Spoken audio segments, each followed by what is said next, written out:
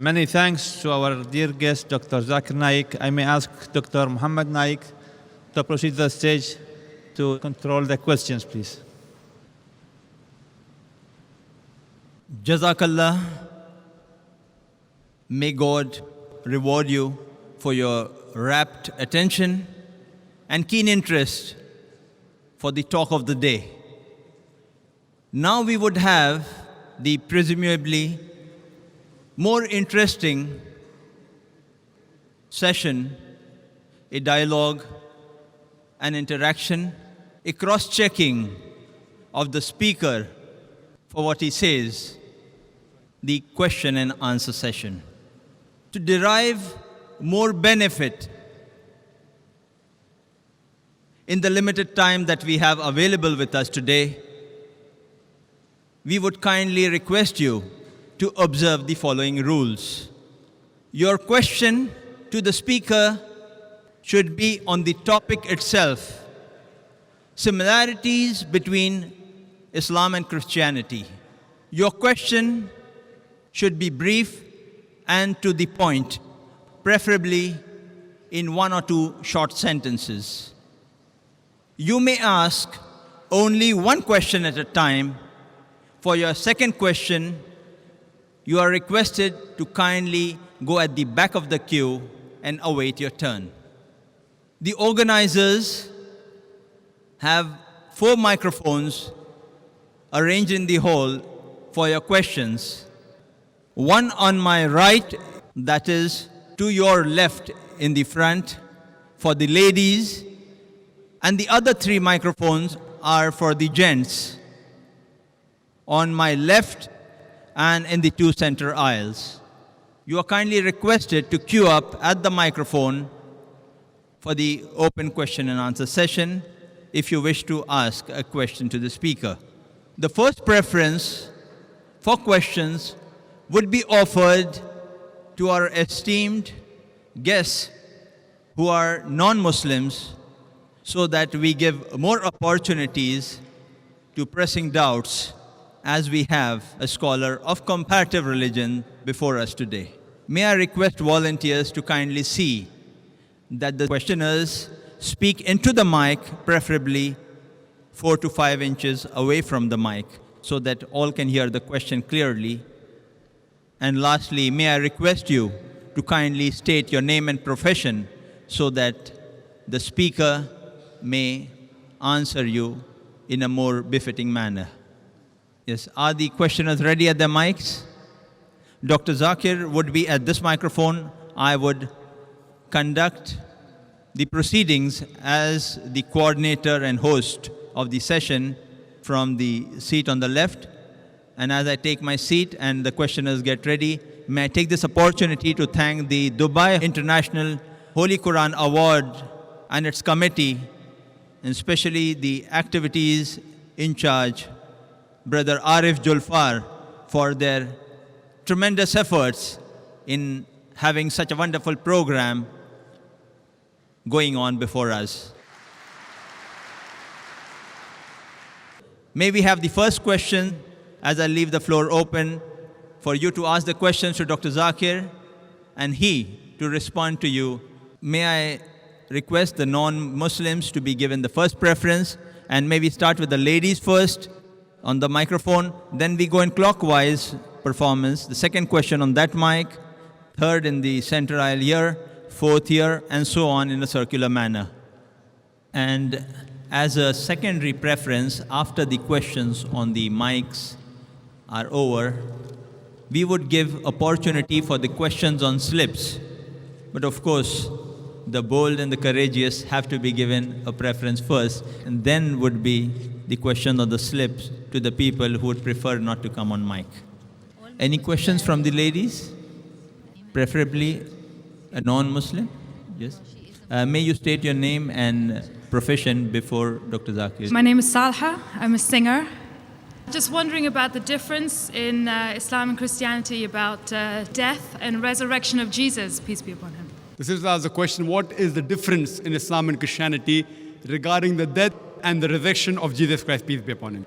As I did mention a little bit in my speech, that in Islam, The Qur'an mentions in Surah Nisa, chapter number 4, verse number 158, that Allah subhanahu wa ta'ala, Almighty God, raised Jesus Christ, peace be upon him, alive.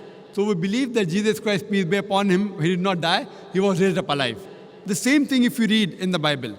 I've given a talk and had a debate that was Christ really crucified. And we believe that Jesus Christ, peace be upon him, he was not crucified. Even from the Bible I can prove that, but that requires time. So what we believe, that even the Bible does not mention that Jesus Christ, peace be upon him, died on the cross.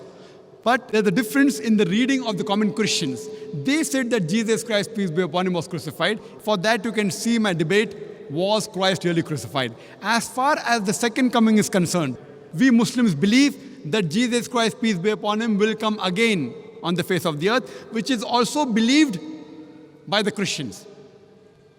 We believe he's going to come again. The reason we believe that Jesus Christ, peace be upon him, has been raised up alive is because he is the only messenger of Allah subhanahu wa ta'ala, of Almighty God, whose followers as a whole mistook that he claimed divinity. He's the only messenger.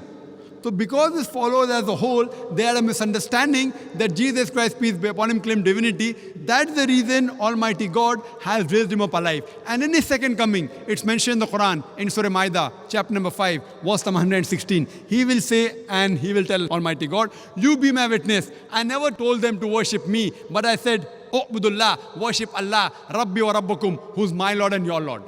And similarly, it's mentioned, if you read the Gospel, it's mentioned in the Gospel, in his second coming, Jesus Christ, peace be upon him, many people will say, oh Lord, did we not do wonders and miracles in your name? So Jesus Christ will say, ye men of iniquity, ye sinful people, you depart from here, I don't even know you. So Jesus Christ, peace be upon him, in his second coming, he will come to testify that he never claimed divinity, but he was the messenger of Almighty God. Hope that answers the question. We request the non-Muslims, this is the opportunity, you can ask any question. Please feel free to ask any question. Even if it's a criticism, I can take it, I'm young, I can take it. Even if it's any question against Islam, any doubt that you have, this is the opportunity. Please feel free. You will rarely get such opportunity. You're most welcome to ask any questions for the non-Muslim. Even if the question is outside the topic, I'll entertain. So if you have any questions regarding the topic, similarities between Islam and Christianity, or any other question on Islam, this is your opportunity. Please feel free. You're most welcome to ask any questions on Islam and comparative religion. Yes, brother, your name and your profession. My name is Jack Elphinstone, and I'm an engineer. In your talk earlier, you mentioned that one of the reasons you should visit Mecca in your life is because that was the first place that Allah was worshipped. But we know that Allah was worshipped long before, where in Adam, Noah, and Moses, and many prophets worshipped Allah. But that wasn't in Mecca. So explain for me, clarify, was Mecca the first place that Allah was worshipped or before? The brother asked a very good question, that it's mentioned in the Bible and also mentioned in the Qur'an. The Bible says, blessed are those people who visit the valley of Bakka, that is Mecca. And the Qur'an says in Surah Al-Imran, chapter 3, verse 96, that the first place of worship was Makkah. The brother asked the question that there were many prophets who came before Prophet Muhammad, peace be upon him. You know, Moses, Jesus, Abraham, Adam, peace be upon them. So how can Mecca be the first place? Brother, Prophet Muhammad, peace be upon him, he was not the first messenger. He was the last and final messenger. And Mecca was there much before. It was not the sacred place after Prophet Muhammad was born, peace be upon him. It was earlier. Mecca was a sacred place of worship much before. It's mentioned in the Quran that Abraham, peace be upon him, he rebuilt along with his son, Ishmael. They rebuilt the Kaaba. And the hadith mentioned it was even there at the time of Adam, peace be upon him. So it's coming right down the ages. So it was there right before. Therefore the Quran says the first place of worship is Makkah. And later on, when the Qibla was towards Masjid Aqsa, then later on it was brought to Makkah. But the first earlier place of worship was Makkah. Then it came back to Makkah. Hope that answers the question, brother. Any non-Muslim like to ask a question, they're most welcome to come up to the microphones. Yes, brother. My name is Rahul Bhatia. I'm an engineer by profession. I have a question. that has been in my mind for quite a while now. The Noble Quran says, let there be no compulsion in religion. That's point number one. And point number two is that the punishment for a Muslim who wants to come out of Islam, God forbid, is death punishment. According to me, this signifies a virtual compulsion in the mind that this is the punishment which will be given to me, so hence I cannot do it. And this kind of, I just need some clarification. I'm sure there is a clarification on this point. That's a very good question. He hasn't given the reference. First, he quoted the verse of the Qur'an from Surah Baqarah, chapter number 2, verse number 256, which says, La ikraha fid deen, there is no compulsion in religion. And that is part of the deen, that you cannot force anyone, you cannot compel anyone with the point of the sword or the point of the gun. His next question is that if any Muslim leaves his religion and becomes a non-Muslim, becomes an apostate, then the penalty is death. So isn't this a sort of compulsion? Before I give the answer, I would like to mention that every country has its own law, its rules and regulation.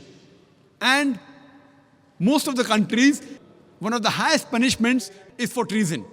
For example, if a person is working in the army and if he leaks the important thing of the country, all the vital points and the information to the enemy, it is called as treason.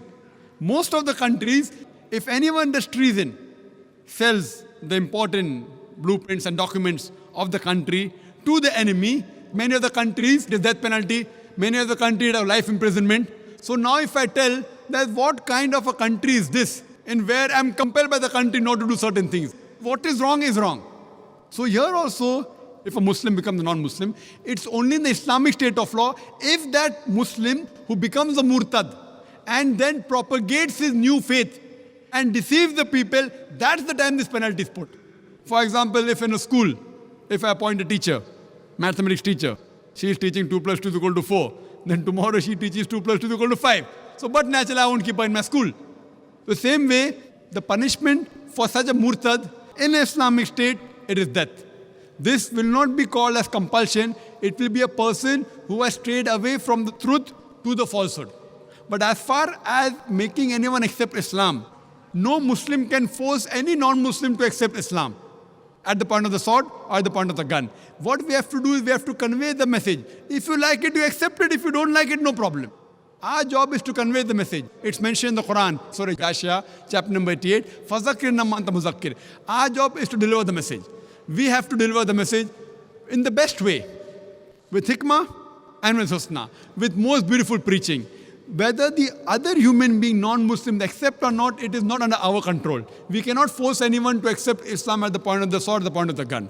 But that what you're talking is a different case in a state of Islamic law. Like as I gave an example where a person working in army, if he sells the secrets of the country, then the penalty is somewhat similar. Hope that answers the question, brother. Right, okay, yeah.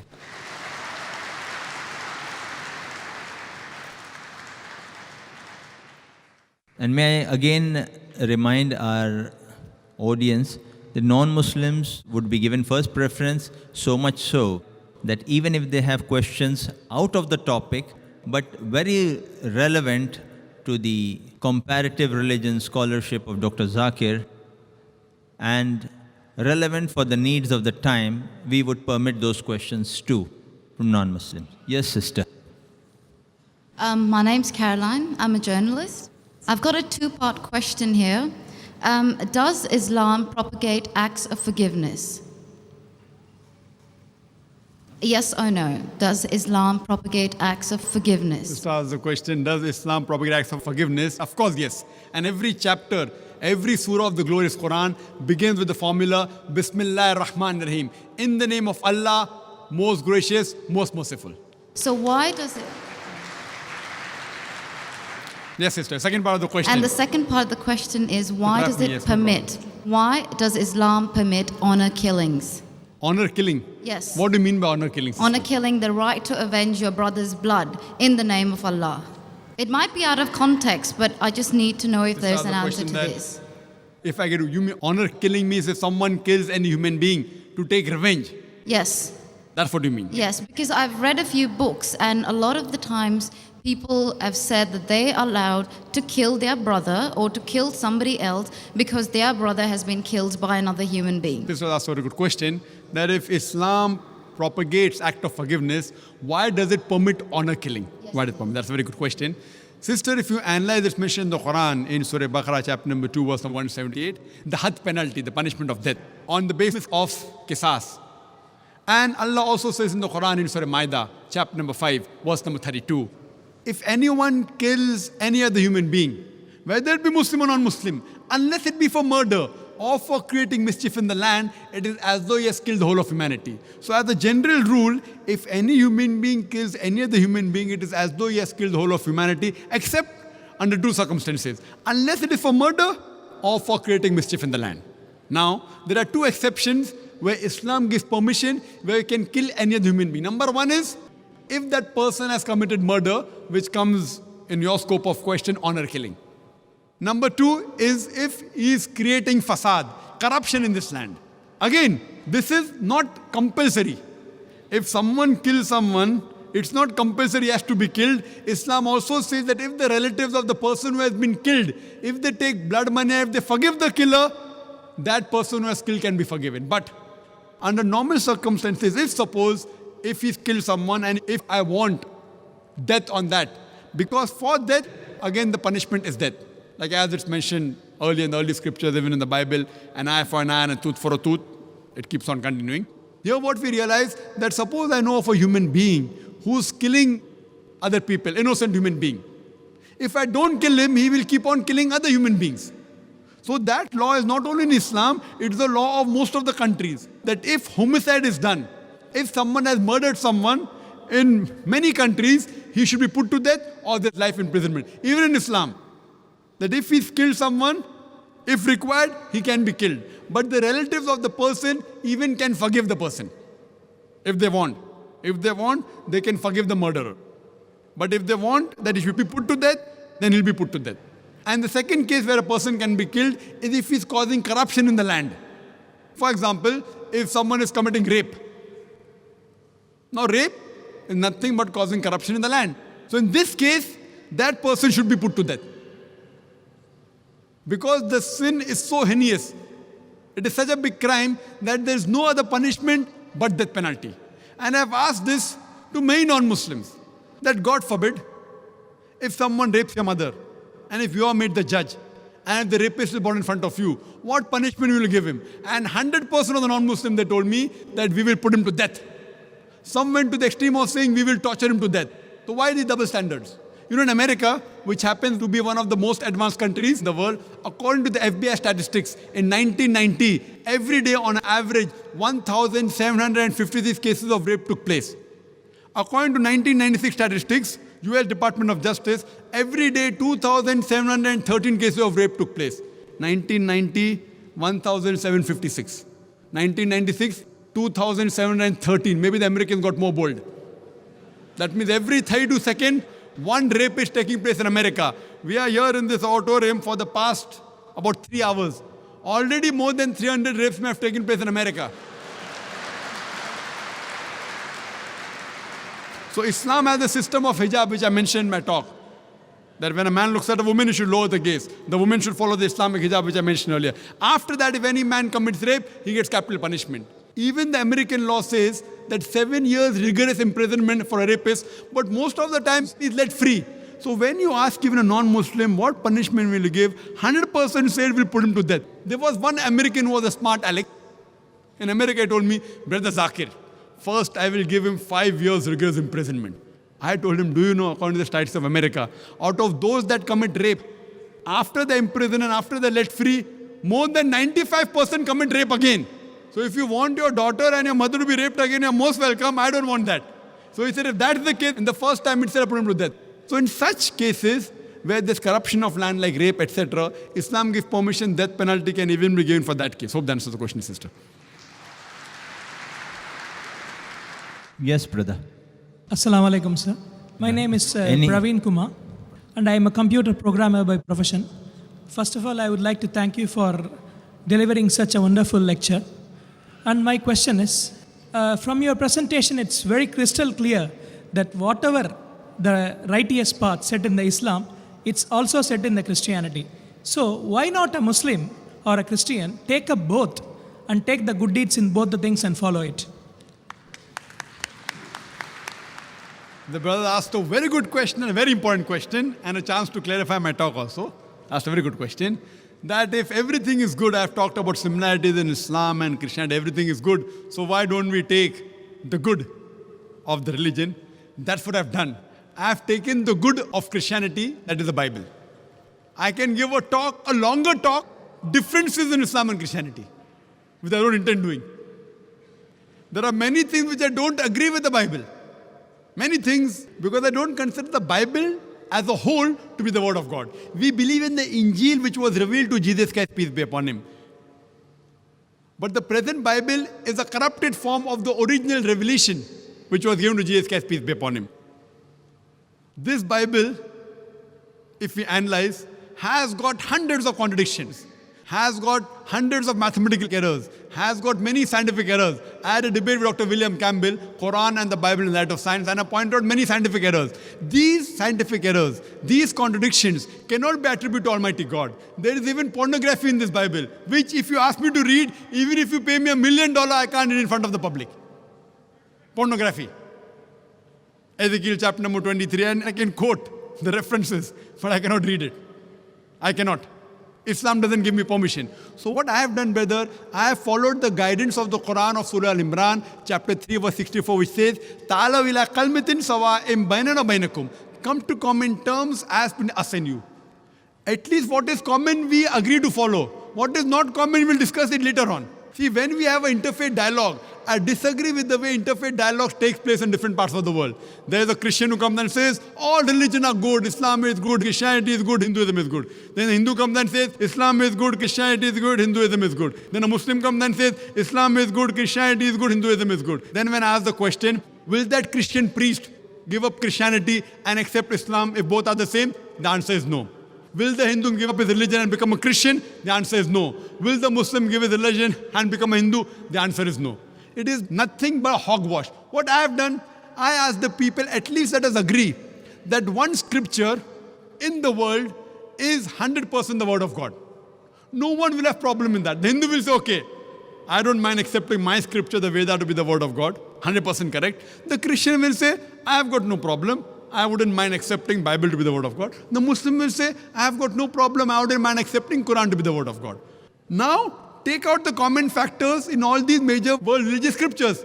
At least agree to follow what is common. All the major world religions, they say there's one God. They say idol worship is wrong.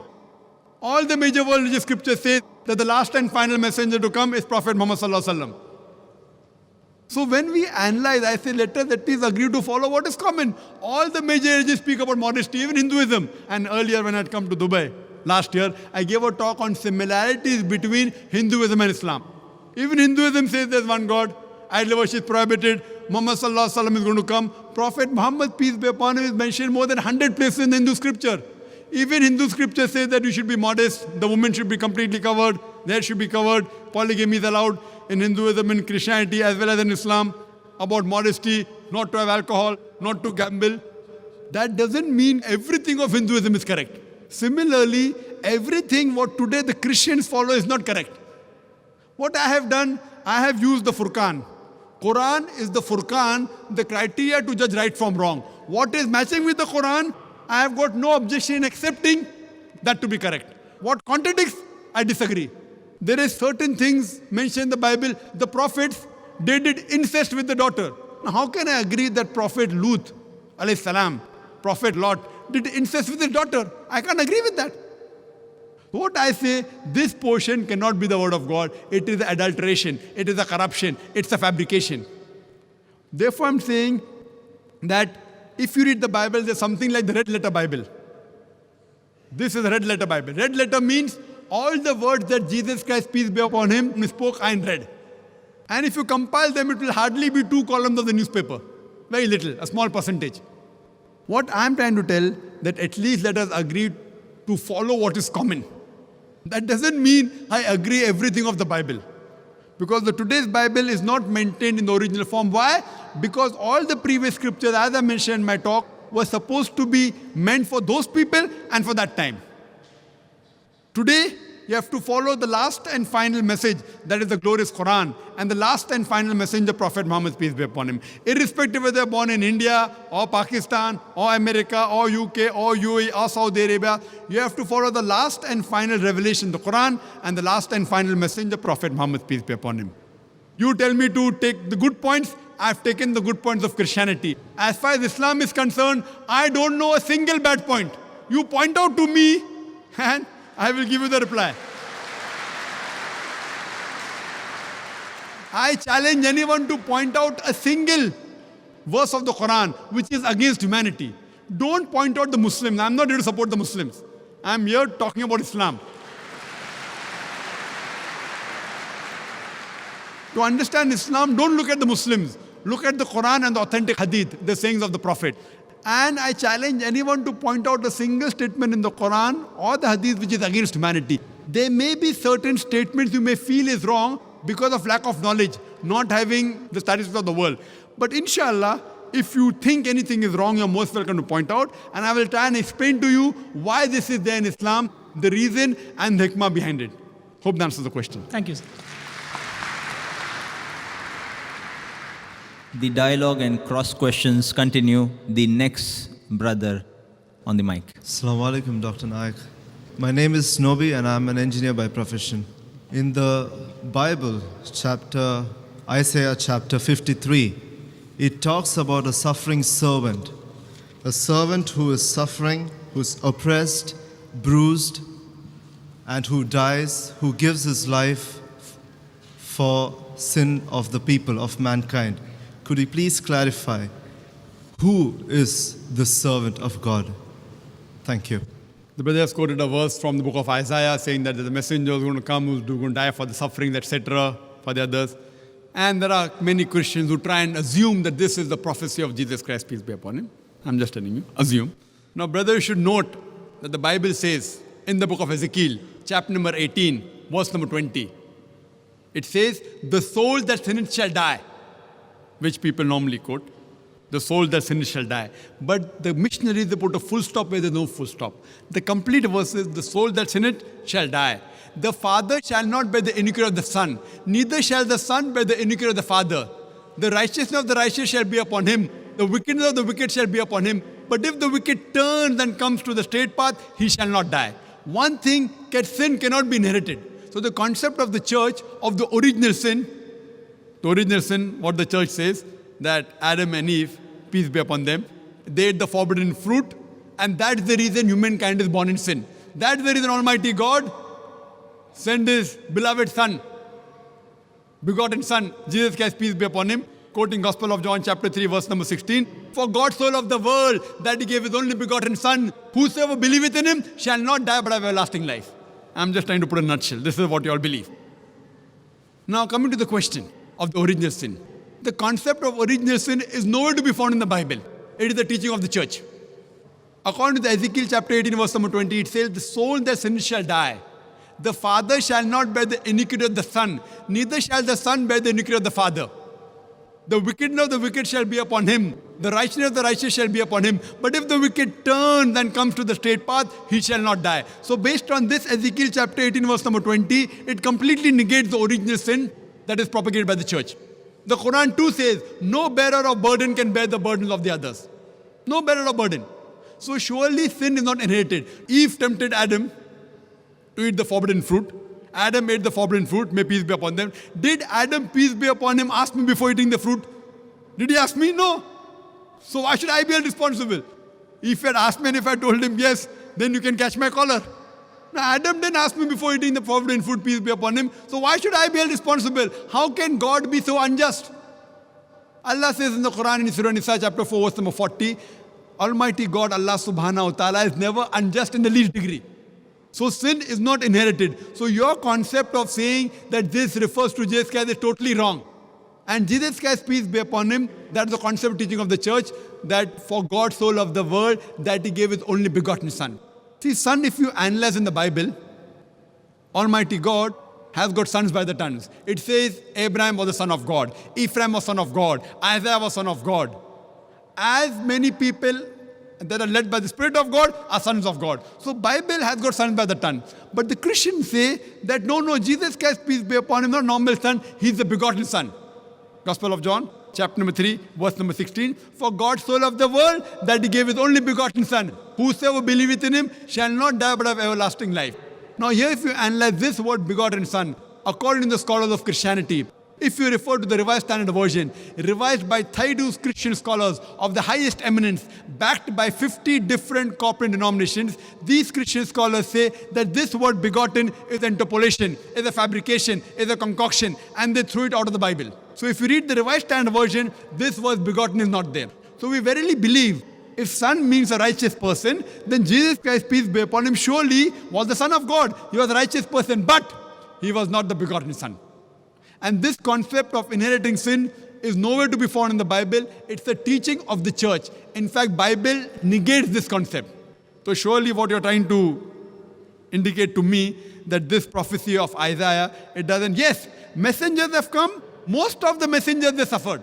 Whether it be Moses, peace be upon him, whether it be Jesus, peace be upon him, whether it be Prophet Muhammad sallallahu alaihi wasallam, peace be upon him. All the messengers, they suffered. And the hadith of the Prophet, that the maximum that were put to test among the human beings are the messengers of Allah. More difficult the test, the higher will be the reward. So all the messengers of God suffered.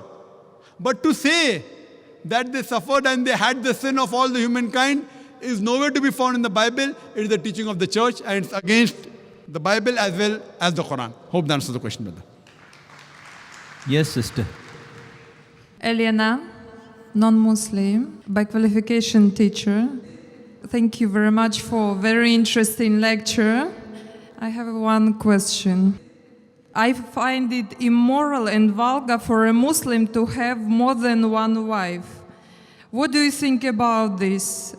Actually, I know the roots of this, but I want to know your opinion about this. And I think if our religions, Christianity and Islam unites, I think that Muslims should have one wife. Sisters asked a very good question, very common question, very important question. She asked that she thinks, according to her, it is immoral for a Muslim to have more than one wife. And she's requesting me that if Christians and Muslims unite on this point, it will be very good. That's what I want to do. But we unite on what is the truth, not what is falsehood. Qur'an, sister, is the only religious scripture on the face of the earth which says marry only one. There's no scripture on the face of the earth. You read the Bible, you read the Ramayana, you read the Mahabharata, you read the Veda. No scripture except the Qur'an says marry only one. If you read the Hindu scriptures, Ramayana, the father of Sri Ram, King Dashrath, he had more than one wife. If you read Mahabharata, Sri Krishna, how many wives he had? 4, 10,000. He had 16,108 wives. If you read the Bible, Solomon had 700 wives. According to the Bible, Abraham had 3 wives. So according to the Bible, according to Judaism and Christianity, a man can have as many wives as he pleases. 4, 5, 10,000, no upper limit. Islam has put an upper limit. Qur'an says in Surah Nisa, chapter number 4, verse number 3, marry women of your choice in 2s, 3s or 4s. But if you can't do justice, marry only one. So according to Hinduism, according to Christianity, you can marry as many wives as you wish. 1, 5, 10, 20,000, 10,000, no upper limit. Islam says, marry women of your choice in 2s, 3s or 4s, but if you can't do justice, marry only one. So Islam says you can marry more than one only if you can do justice, otherwise you can't. And even if you can do justice, maximum 4. Now let's analyze what Qur'an says. Qur'an says in Surah Nisa, chapter 4, verse 129, it is difficult to be just between your wives, therefore do not turn away from them altogether. So many people have a misconception that in Islam, it is compulsory to have 4 wives. It's not compulsory. To marry more than one wife, sister, is optional. It's mubah.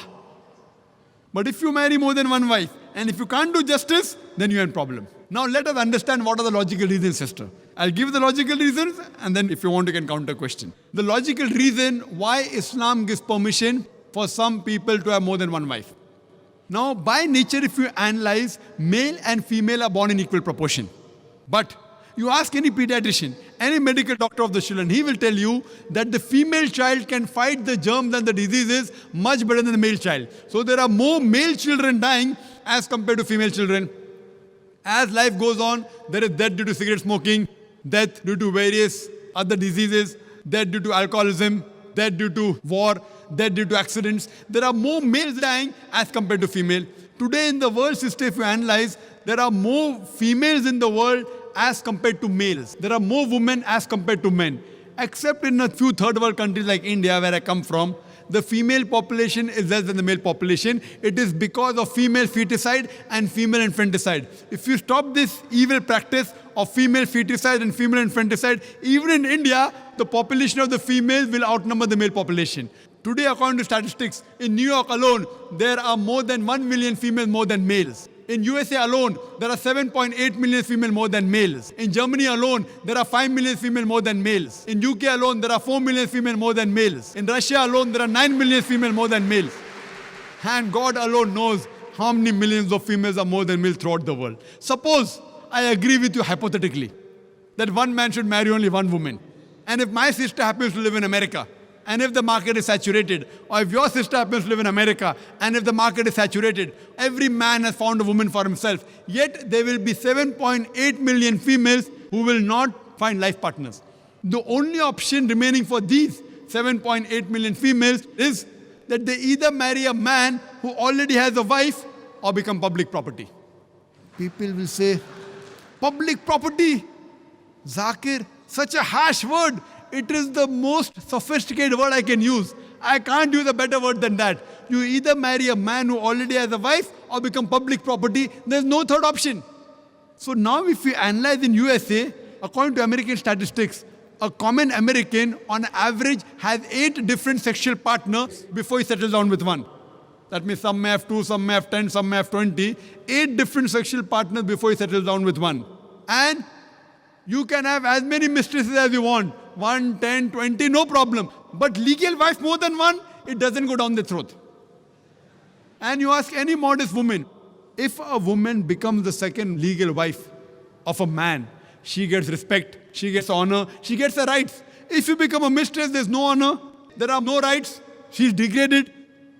So Islam has the solution to the problems of humankind. Today, there are more women in the world than the men. According to me, Islam has permitted some men to have more than one wife so that the woman can live modestly.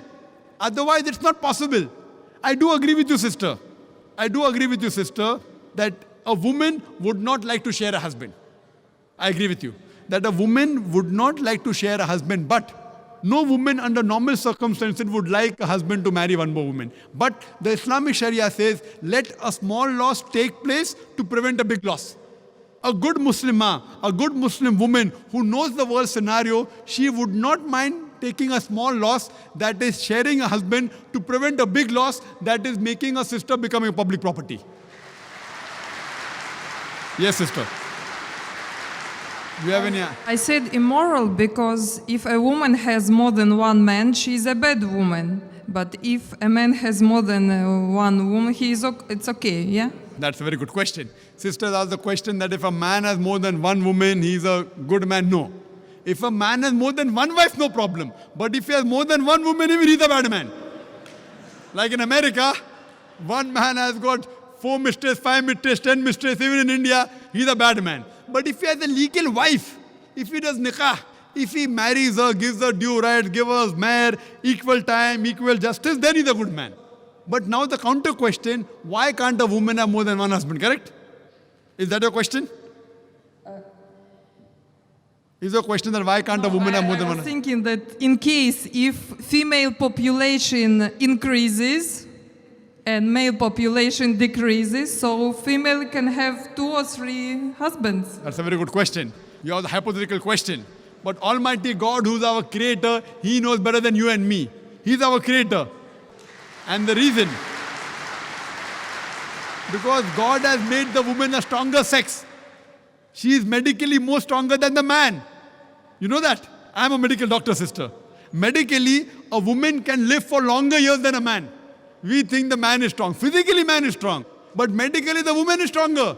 She lives longer, her longevity. The average span of a woman is few years more than a man. That's in the pediatric age group.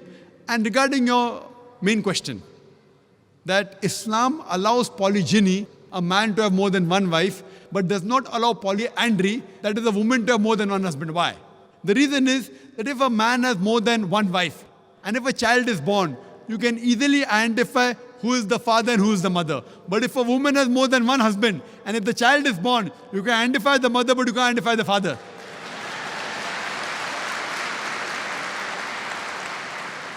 So if you go to admit your child in the school, what is the name of the father? You may have to give two names. Now we know that medical science is advanced. By DNA, genetic coding, we can come to know who the father, but that is now, not in the past. Islam is there since time immemorial. And this is not the only reason. Furthermore, there are various other reasons. Man is biologically more sexual as compared to the woman. Thirdly, a man can do the role of a multiple husband as compared to women doing a role of multiple wives. Because she undergoes menstrual cycle, there are various psychological changes which it will be difficult for her to do the role of multiple wives.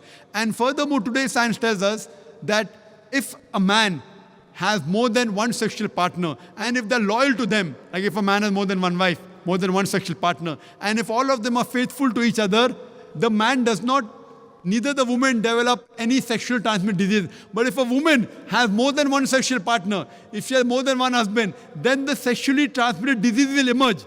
She will have that disease and she'll retransmit it back to the husband. So even medically, it is not good for a woman to have more than one sexual partner. Hope that answers the question.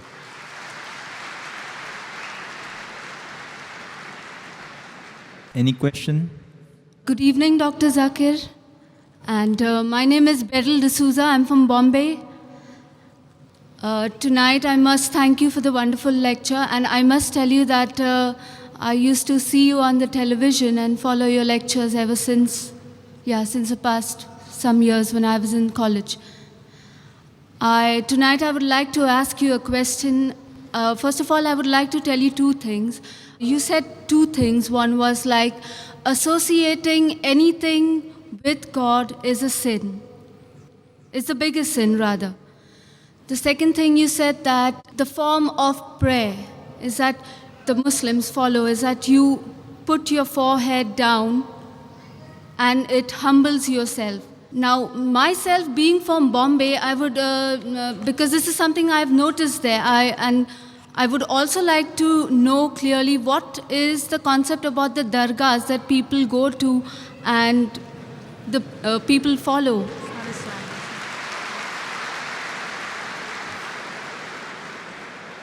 The sister asked a very good question. You're asking a question regarding the Muslims now. And it's a very intelligent question. She says that in Islam, if associating partners with God is the biggest sin, and the best form of worship is to prostrate, then what happens in dargahs? People go to dargah and they prostrate. So is it right or is it wrong is the basic question. Sister, I do agree with you. You have understood my lecture very clearly and very correctly, that associating partners with God, anyone does, it is wrong. Whether he calls himself a Muslim or non-Muslim, whether he calls himself John, Abdullah, Zakir, Muhammad, anyone who associates partners with God, he is doing the biggest sin. And we can prostrate to no one but to Almighty God. So anyone who prostrates to anyone besides Almighty God, he is doing shirk. He is associating partners with God. So if any human being goes to any grave and he prostrates to that grave and he worships that grave, he is doing the biggest sin, irrespective whether he calls himself a Muslim or non-Muslim.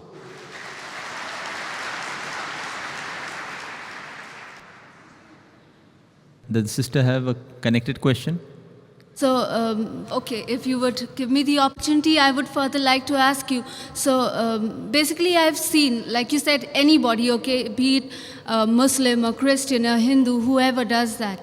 Now, if I tell you, from what I have seen and known, is like a huge percentage, okay, they are the people, I could call them the Muslims. They go to the dargahs. Then what would you have to say about it? So as far as the Arabic word Muslim is concerned, a true Muslim is a person who submits his will to God. A true Muslim will never bow down to any grave. I am aware, sister, I wouldn't say that you're wrong, you're right, that there is quite a large quantity of so-called Muslims who bow down to these graves, what do I have to say? I feel they are doing wrong, they are doing shirk, they have to change. And that's what in my talks I even tell them, that if you want to go to a grave, the Prophet said that you can go to a grave, it reminds you of your akhirah, that one day you have to die. So when you go to a grave, you can pray for the person, but you can't pray to him. You can pray for him, that may Allah give him Jannat-e-Firdaus, may He forgive his sins, etc. But you can't pray to him. Prayers should only be to Allah subhanahu wa ta'ala. Iyaka na'budu wa iyaka nasta'in. They alone we worship, they alone we ask for help. So my talks are even targeted to these Muslims, and I tell them also that I have given other talks, that you should not worship, you should not prostrate to graves. This is wrong, it's a big sin. And alhamdulillah, summa alhamdulillah, since you are from Bombay, I am also from Bombay, there are thousands of youngsters, mashallah, after my talk, who have stopped worshipping graves. Alhamdulillah. Hope that answers the question. Yes, brother. My name is Lee. I'm a student. My question is that earlier you mentioned that Jesus is also a Muslim because he submits to the will of God. And this is regardless of the fact that he drank alcohol, he didn't pray 5 times a day. You know, the only action he did was submit to the will of God. So, given that thinking, that logic, wouldn't that mean that any person of the book, Christian or Jew, is in fact a Muslim, as long as they agree to submit to the will of God? Whether if I understood your question correctly, you said any person, whether Christian or Jew, etc., who submits the will to God is a Muslim. Yeah, as you said about Jesus, you said Jesus is a Muslim for that reason. But brother, I do agree with you. Anyone who submits the will to God in Arabic, you call him a Muslim. But you should first know what has God commanded us. If you think something else, if you read a scripture which is not the word of God and start thinking or submitting a will to God by following a scripture which is not the word of God, then you are not a true Muslim. So first you have to identify what has God commanded us. And if you do a comparative study of all the scriptures of the various world religions, you will find out, if you use the test of science, logic, etc., the only scripture that passes the test is the last and final testament. If there's something like Old Testament and New Testament, the Qur'an is the last testament. So, if you want to truly submit your will to God, first you have to find out who is this true God, what has He commanded us, and after that you have to submit your will. So therefore, when I say a true Muslim is a person who follows the commandments of Almighty God. Now Jesus Christ, peace be upon Him, was a messenger of God. He directly got revelation from God. So surely he followed the will of Almighty God. So today also, if a Christian, supposedly, what the talk is based on, that at least let us agree to follow what is common in your scripture and my scripture. Suppose you will say Bible is the word of God, I am saying Quran is the word of God. So let us agree to follow what is common. What is different, keep it aside. So your Bible says believe in one God. So if you believe in Trinity, you are going against the Bible. The word Trinity does not exist in the Bible, but it is there in the Quran. Quran says in Surah Nisa chapter 4, 171, Wala taqulu salasa, don't say Trinity. So if you believe in Trinity, you are going against the Bible. For the Bible says that you should not do idol worship. Bible says you have to believe in the last and final messenger. Jesus Christ, peace be upon Him, said in the Gospel of John, chapter number 16, verse number 12 to 14, I have many things to say unto you, but ye cannot bear them now. For He, when the Spirit of truth shall come, He shall guide you unto all truth. He shall not speak of Himself. All that ye hear shall He speak. He shall show you things to come. He shall glorify me. So if you are a true follower of the Bible, you have to follow in the last and final messenger, Prophet Muhammad, peace be upon him. That means you have to follow the Quran and the sayings of the Prophet. So if you follow the Quran and the sayings of the Prophet, you become a Muslim. So my talk is based on, let us agree to follow what is common. Difference is, as I told earlier, I can give a talk on hundreds of contradictions in the Bible, which I don't intend doing. There was a person who wrote a book in USA, Dr. William Campbell, that there are 30 scientific errors in the Quran. I went to Chicago and had a debate, and I clarified all his misconception. And when I pointed out 38 scientific errors in the Bible, he could not reply to any. So I cannot attribute these errors to Almighty God. So first I have to identify which is the book of God, and then follow it. So even if you agree for sake of argument that Bible is the word of God, even then you have to follow the last and final messenger, Prophet Muhammad, peace be upon him. So let us agree what is common in both the scriptures, and let us agree at least implement of that today and come to common terms. Hope that answers the question. Yes, brother. Good evening, Doctor. My name is Daniel. I'm a student. The 54th verse of the 7th chapter of the Qur'an says that Allah created the earth, the heavens and the earth in 6 days. And the 42nd chapter, verses 9 to 12, clearly state that Allah created earth and heaven as it is today in 8 days. What is your reply to that? The brother asked a question asked by Christian missionaries against the Quran. And there are several places in the Quran where it says Allah has created the heavens and the earth in 6 days. What the brother is referring, chapter number 41, verse number 9 to 12. He is saying that the Quran says that the heavens and the earth was created in 8 days. The word 8 is not there in the Quran. What it says, I'll tell you. The Quran says that Allah subhanahu wa ta'ala is the one who has created the heavens and the earth. And all those who differ, there are people who are bound to differ, are the ones who do shirk. And the verse continues, Almighty God created the earth in 2 days, and Almighty God created the sustenance on the earth, the mountains, everything else, in 4 days. And verse number 11 of chapter number 41, Summa. Most of the translations say after. It means various other things. Then Almighty God created the heavens in 2 days. Now, normally a person reads 2 plus 4 plus 2 is equal to 8. But the word 8 is not there. God Almighty created the heavens in 2 days. Now, if we know Quran, we'll be able to reply. If a person does superficial reading, he may get misled. And Quran says, those people who try to mislead the people with this verse are those who associate partners with God. So Almighty God knows that people will use these verses of the Quran to mislead the people. The reply to the query. The reply is that Almighty God created the earth in 2 days. They created the sustenance, the trees, the mountains, and in due proportion in 4 days. Summa. Summa in Arabic can also mean simultaneously. It doesn't have to mean after. It can mean that, it can mean simultaneously Almighty God created the heavens in 2 days. For example, if I tell you, I'm going to construct a building 30 stories high in 6 months. That's my statement. If you go into details, I tell that I will be creating the basement, the foundation of the building in 2 months, and the structure in 4 months, all the 30 stories. Simultaneously, when I'm creating the foundation, I will even create the compound wall in 2 months. So basically, while I'm creating the foundation, I'm even creating the compound wall.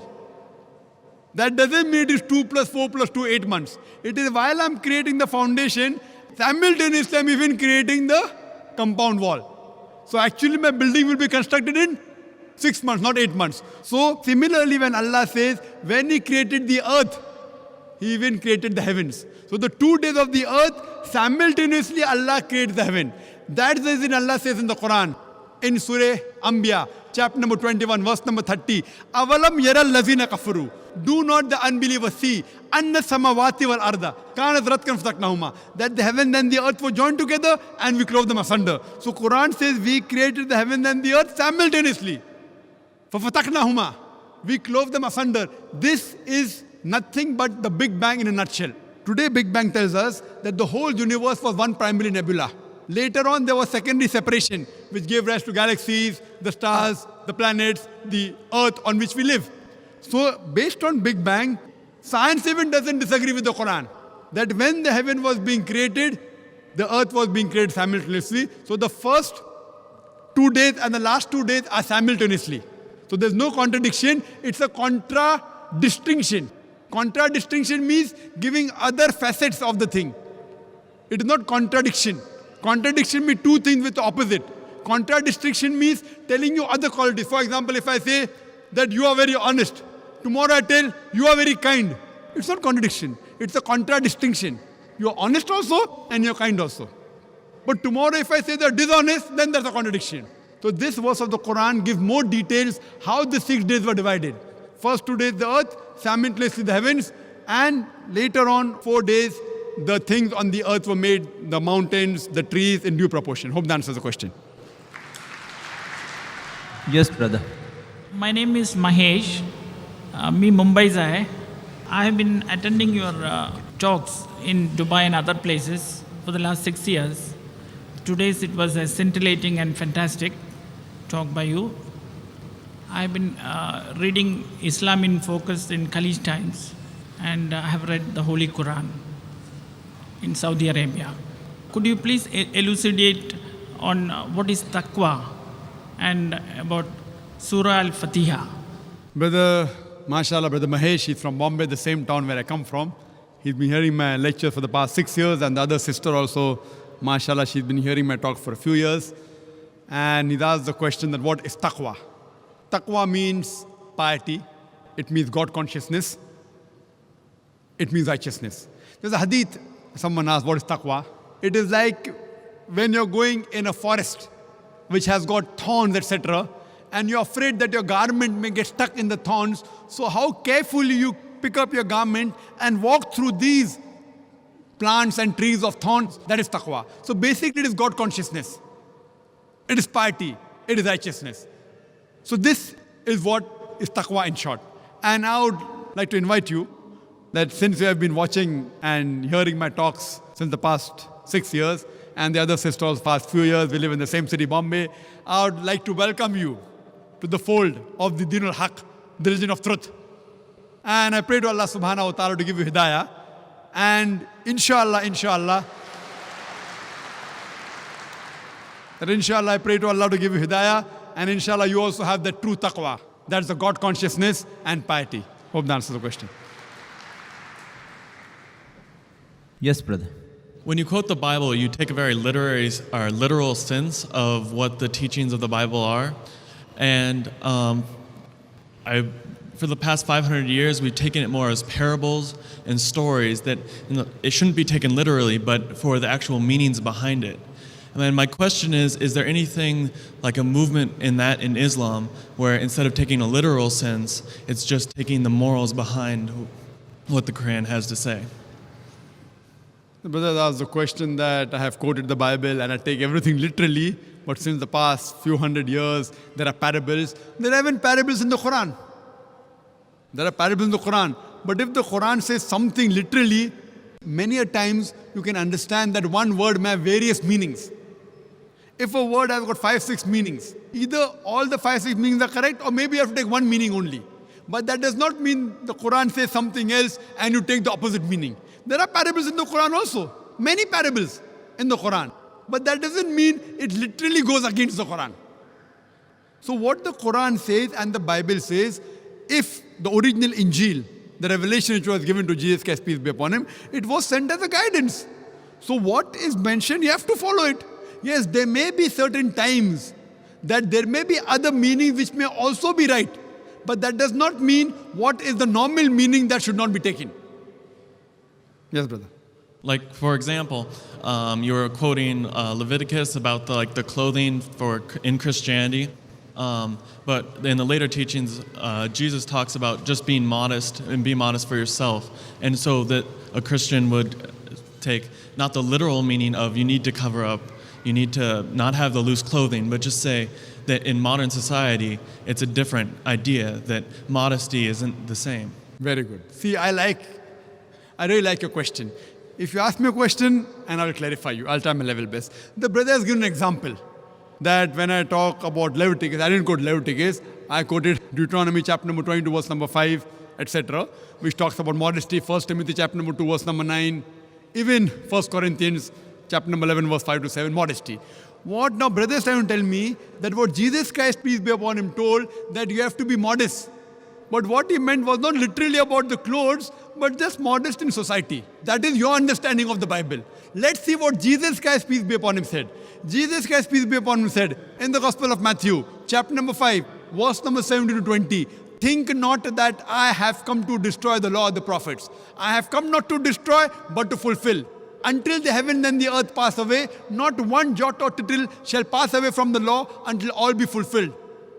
And whosoever shall break one of the least commandments and teach men to do so shall be called least in the kingdom of heaven. And whosoever shall keep the commandments and teach the same shall be called great in the kingdom of heaven. Unless your righteousness exceeds the righteousness of the scribes and the Pharisees, in no way shall you enter the kingdom of heaven. This is a verbatim quotation from King James Version. I'm speaking from my head. It's a verbatim quotation from King James Version, Gospel of Matthew, chapter number 5, verse number 17 to 20. So Jesus Christ says that even if you break one jot or tittle from the law, from the Old Testament, you shall not enter the kingdom of heaven. So when the Old Testament says the woman shall not wear clothes that which pertain to a man, and a man shall not wear clothes that which pertain to woman. Now tell me, Brother Zakir, that's the literal sense. Now the society is changing. So Jesus Christ said, peace be upon him, if you break one law, jot or tittle, you shall not enter Jannah. Now do you mean to say that Jesus Christ, peace be upon him, came to misguide us? Not at all. He clearly said that until the heaven and the earth pass away, not one jot or tittle shall pass away until all be fulfilled. Then later on the teaching of Paul, St. Paul, who is the self-appointed apostle of Jesus Christ, peace be upon him, he tells us that see, the law is nailed to the cross. That is his teaching. It's not the teaching of Jesus Christ, peace be upon him. Who do you believe? In Jesus Christ, peace be upon him, or St. Paul? So Jesus Christ, peace be upon him, said that unless your righteousness exceeds the righteousness of the scribes and the Pharisees, unless you are better than the Jews, you shall not enter Jannah. That means everything what is mentioned in the Old Testament, not to have pork, you have to be modest, has to be followed. That's the reason if you go, the nuns, they are dressed up like the Muslimah. Have you seen the photograph of Mother Mary? She is completely covered. Her head is covered. Up to the wrist, up to the ankle. I am sure in future you may have, God knows, Mother Mary may be wearing skirts. That is a later development.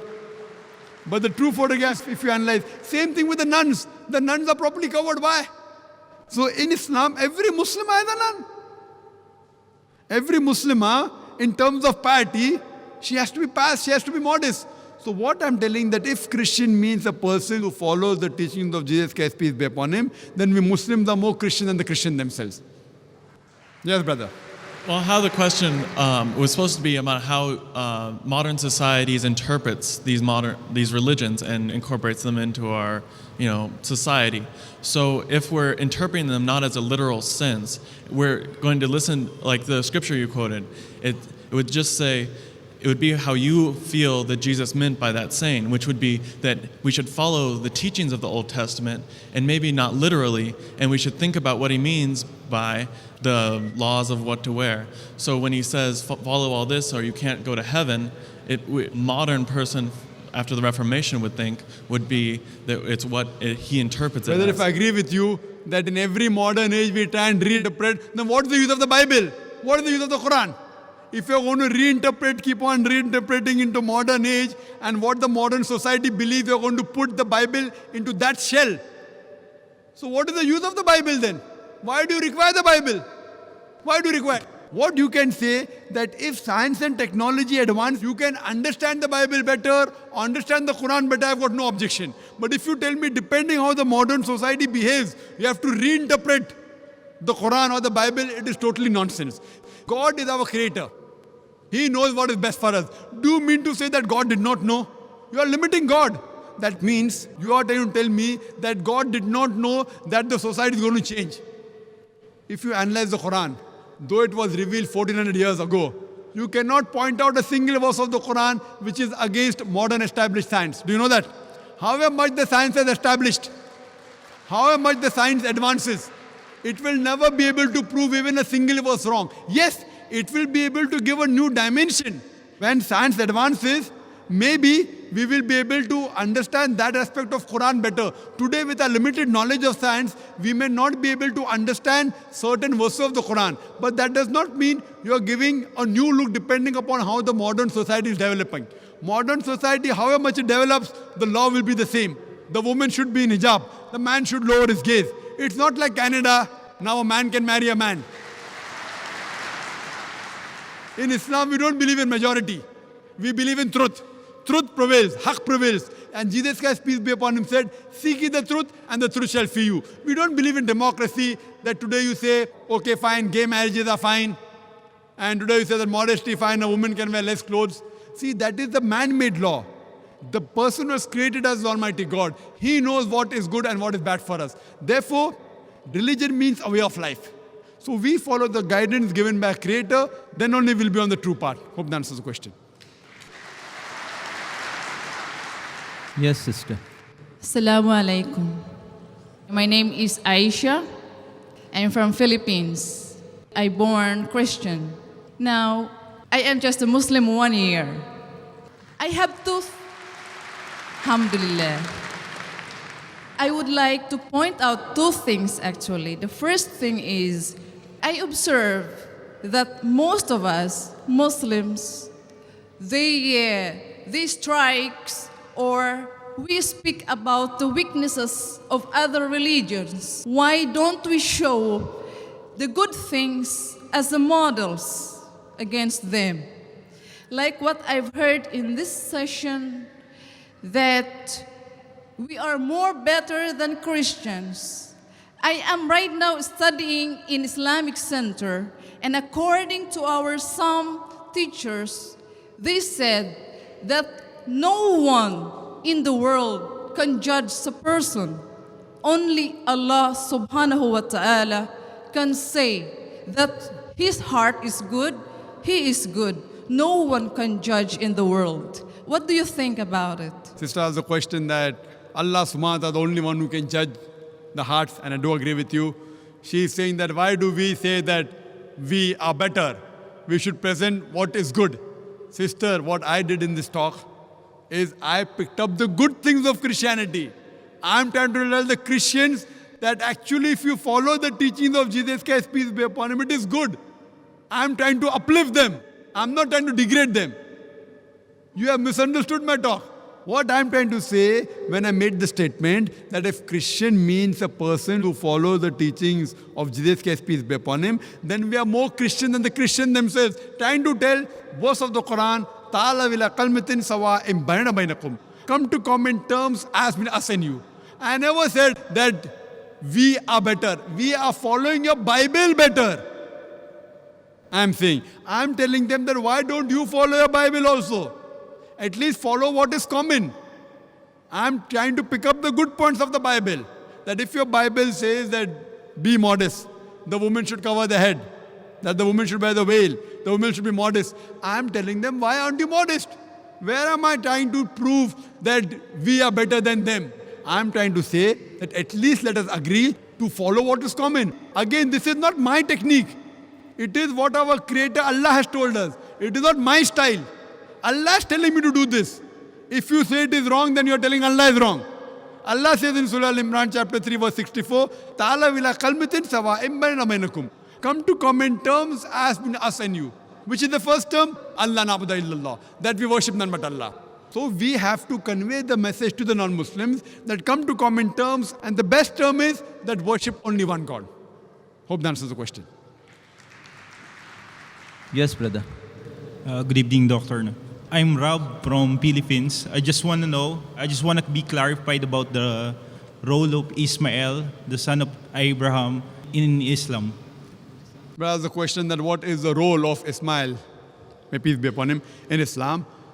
We believe that Ismail, peace be upon him, was the son of Abraham. He's not only mentioned in the Quran, he's even mentioned in the Bible. The Bible and the Quran, it does mention that Abraham, peace be upon him, he had two wives, Sarah and Hajra. And even in the Bible, it's mentioned that the wife, same thing in the Quran. So Isaac, peace be upon him, Ishaq, is the son of Sarah, peace be upon her. And Ishmael is the son born from Hajra, peace be upon her. So both of them were sons of Prophet Abraham, peace be upon him, and both are prophets of God. We have to respect and love both of them. Hope that answers the question. Yes, brother. Assalamu alaikum. My question is kind of related to the one the sister started asking, and the other one who commented on picking good things in religions. See, I believe Islam is part of this continuous chain of religions. Like if we're talking about Judaism, Christianity, and Islam. In order to be a Muslim, You have to believe first in Judaism and Christianity. My question is, like the similarities and the crucifixion of the Christ, like let me say the Islamic story about the crucifixion of the Christ, in other words, and I believe that it's, once this issue is clarified, we'll have no more major differences, like gaps will just turn off. The brother asked the question, he has posed two parts of the question, that a Muslim can only be a Muslim first if he believes in Judaism and Christianity and then Islam, which I disagree, brother. Allah says in the Qur'an in Surah Al-Imran, chapter number 3, verse number 19, Inna dina indallah al-Islam. The only religion acceptable in the sight of Allah is Islam. So what Moses, peace be upon him, preached was nothing but Islam. He never preached Judaism. What Jesus Christ, peace be upon him, preached was nothing but Islam. He never preached Christianity. The word Christianity doesn't exist in the Bible. Do you know that? The word Christianity doesn't exist in the Bible. The first time the word Christian is used in the book of Acts. In the book of Acts it says that the people of Antioch, they called the followers of Jesus Christ as Christians. It was a nickname given by the people of Antioch. Jesus Christ, peace be upon him, never heard the word Christian in his life. Do you know that? So where did he teach Christianity? So for you to say a Muslim should first follow Judaism, Christianity, then Islam is totally wrong. Inna dina indallah al-Islam. The only religion acceptable in the sight of Allah is Islam. What all the messengers preached is nothing but Islam. These, what you find, the Bible and the other books, they are the corrupted form of the original revelations. Now coming to your question, that what is the Islamic version of crucifixion? What Islam has to say about crucifixion? Qur'an says in Surah Nisa, chapter number 4, verse number 157, that they said in boast that we killed Jesus, the son of Mary, the Jews. They said in boast, we killed Jesus, son of Mary. وَمَا قَتُلُوا وَمَا صَلَبُوا. They killed him not, neither did they crucify him. وَلَكِنْ شُبِّهَ لَهُمْ. It was only made to appear so. And all those who differ are full of doubts. إِلَّا اتِّبَاعَ with only conjecture to follow. وَمَا قَتَلُوا يَقِينًا. For a surety, they killed him not. So according to the Quran, the Jews said in boast that we killed Jesus Christ, peace be upon him. But they killed him not, neither did they crucify him. It was only made to appear so. And all those who differ are full of doubts, with only conjectures to follow. For a surety they killed him not. So according to the Quran, we believe that Jesus Christ, peace be upon him, he was not crucified. It was only made to appear so. And I've had a debate on, was Christ really crucified? Crucifixion means a person should die on the cross. And in my debate, I've proved that Jesus Christ, peace be upon him, he did not die on the cross. So we don't have an English term for a person who's put on the cross but does not die. So the new word that we can coin is crucifixion. F-I-C-T-I-O-N, fiction, not fiction, not F-I-X-I-O-N. So what we believe, that it was a crucifixion. C-R-U-C-I-F-I-C-T-I-O-N, but it was not crucifixion, F-I-X-I-O-N. Because I proved in my talk that he did not die on the cross. To cut it short, to make the Christians realize, in one nutshell, how to prove that Jesus Christ, peace be upon him, did not die on the cross. He was not crucified. When Jesus Christ, peace be upon him, was asked by the people that, "Oh Master, show us some signs." So he replies in the Gospel of Matthew, chapter number 12, verse number 38, he says, "You evil and adulterous generation, you ask me for a sign. No sign shall be given except the sign of Jonah. For as Jonah was 3 days and 3 nights in the belly of the whale, so shall the Son of Man be 3 days and 3 nights in the heart of the earth." Now, anyone who's a Christian, he knows the sign of Jonah, he has to go to the book of Jonah. It is only one page, only 2 sides. And when you ask any Christian about the sign of Jonah, they will tell us that Jonah was asked by Almighty God to go to Nineveh to deliver the message, but he runs away from the commandment and goes to Joppa. So here, while he's traveling in the ship, there's a storm. So it was a thinking at that time that the storm is due to a person has not obeyed to the commandment of his Lord. So they draw lots. So Jonah, peace be upon him, he volunteers and says, "I have run away from the commandment." At that time, it was a thinking that if they throw the person overboard in the sea would become calm. So they take Jonah and they throw him overboard. Now when they throw Jonah overboard, was he dead or alive? Was he dead or alive? He was alive. When he goes in the sea, normally in a raging sea, in a storm, a human being ought to die. But Jonah does not die. Peace be upon him. He is alive. A fish comes and gobbles him up. When the fish gobbles him up, was Jonah dead or alive? He was alive. If he dies, it's not a miracle. He is alive, it's a miracle. 3 days and 3 nights, the fish takes him around the ocean. The man ought to die because of suffocation. He does not die. It's a miracle. The fish vomits him out on the shore. He ought to die. He does not die. It's a miracle of a miracle of a miracle of a miracle. He's thrown overboard. He does not die. A fish comes and gobbles him up. He does not die. 3 days and 3 nights, he roams in the belly of the fish. He does not die. He's vomited out. He does not die. A miracle of a miracle of a miracle. So Jesus Christ, peace be upon him, said that as Jonah was 3 days and 3 nights in the belly of the whale, so shall the Son of Man be 3 days and 3 nights in the heart of the earth. Now when you ask a Christian, Jesus Christ, peace be upon him, in the sepulchre, in his grave, for 3 days and 3 nights, was he dead or alive? Was he dead or alive? The Christians tell us he was dead. But then there's a contradiction.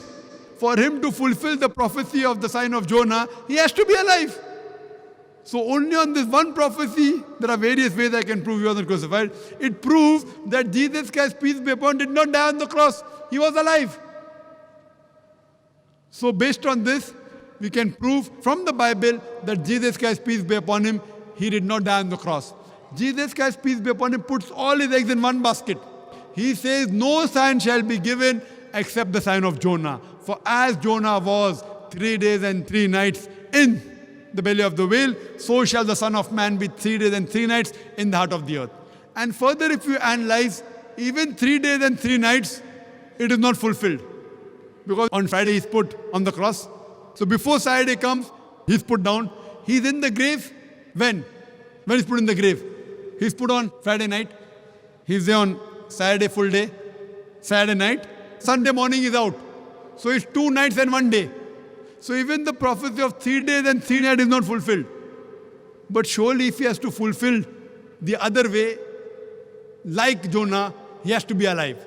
And I've given various arguments from the Bible and proofs that Jesus Christ, peace be, was not crucified. You can take my videotape. I had a debate with an Arab Christian, an Iraqi Christian. Was Christ really crucified? And I proved there that he was not crucified, he was raised up alive. Hope that answers the question. The next question from a non-Muslim brother here on this mic. Hi, sir. Thank you very much for answering all the questions, for your patience. It's very, very helpful. I just have another question. The first verse that was revealed to Prophet Muhammad, peace be upon him, was Ikra Bismika, yeah? Read in the name of your Lord who created. Now the question is, if the angel Gabriel said to Prophet Muhammad, peace be upon him, that read in the name of your Lord, right? One scenario could be that he was reciting and he was asking Prophet Muhammad to, peace be upon him, to recite after him, yeah? But the answer of the Prophet, peace be upon him, was, I cannot read, right? Now, that shows that the angel was actually showing him something which was written, because if he was just repeating, if the angel was just saying something and was just asking the Prophet to just recite after him, it doesn't require the Prophet to know how to read or write. Yeah, it's just repeating. Yeah, so that means it was actually something written that the angel was wanting the Prophet to read. And hence his reply was that I can't read. Yeah, so, but we know that the Qur'an was not written, it was later that it was compiled into a form of a book. But the first sentence kind of suggests that there was something written at the first place. So what do you suggest in this? That was the question, that when the first word was revealed, Ikra, the Prophet said, Ma ana biqari, I am not learned, I cannot read. So he's assuming that that means something written was shown. It's not a must. For example, if there's a person here, even if I tell him that read, even if I don't show him something, he will say that I'm illiterate or I cannot read. It's not necessary I have to show him something. Fine? It may be, it may not be. It's not a must. When I'm asking someone to do something, that I have to show something. I can just say, why don't you read? It's not much that I should show him something. So a person who cannot read may voluntarily come and say that I cannot read.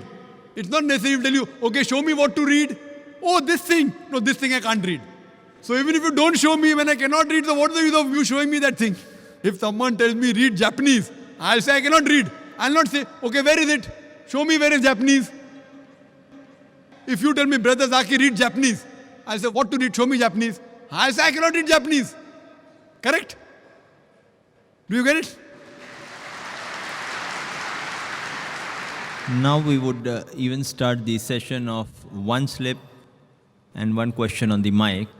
The next question, there's a question from Brother Rajesh. He says, Quran is a holy book from Allah and it has been written by Allah Himself.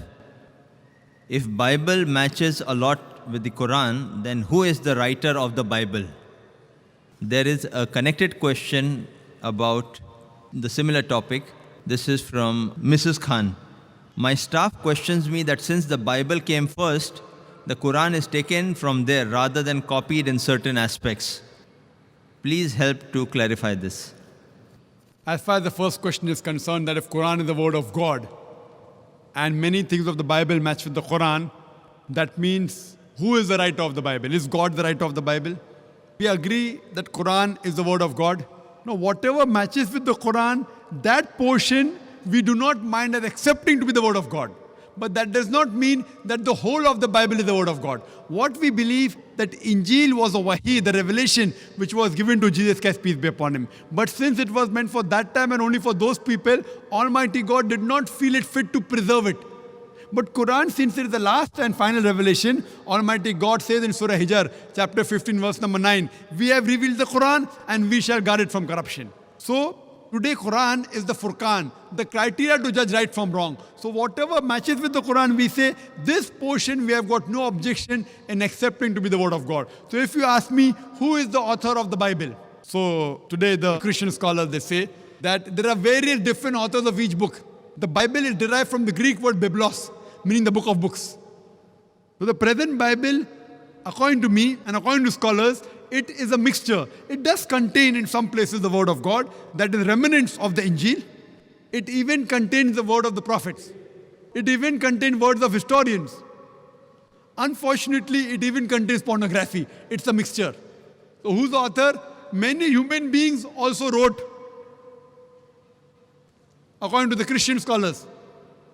John, Matthew. It is gospel according to John.